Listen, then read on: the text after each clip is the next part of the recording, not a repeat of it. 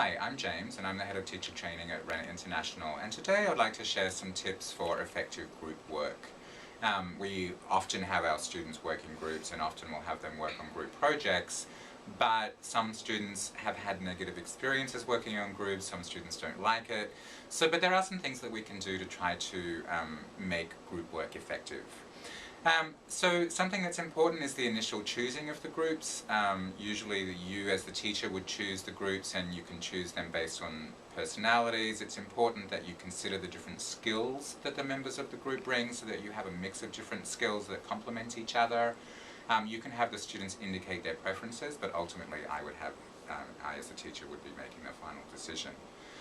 Something else is that it's important that the students understand the value of group work, so before you start the project, make sure that you have a session with them about why teamwork is really important and the benefits of peer teaching and peer training. It's also important that you have a team skills training so that you actually teach them how to work in a group and how to work with each other, because often students won't have that skill if they haven't worked in groups very much before. And it's important too that you provide an environment that builds mutual trust. And some ways that you can do this is having the group decide at the beginning of the work their roles and their means and frequency of communication, but also have them decide together what their process for any conflict resolution will be. So if conflict arises, what are they going to do to help resolve that?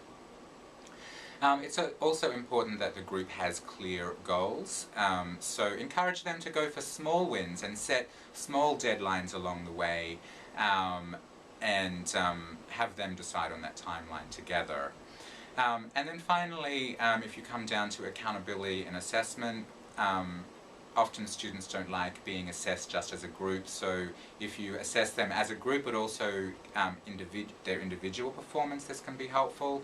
It can also be helpful to not just evaluate the final product, but also evaluate the team process.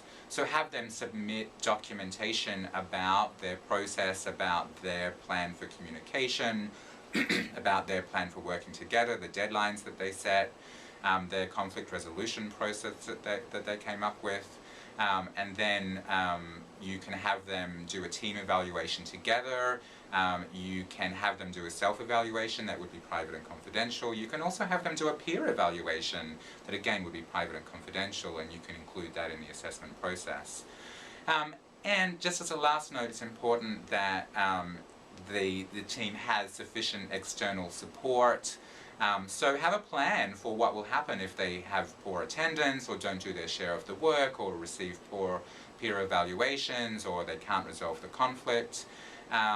Consider changing the team members if necessary.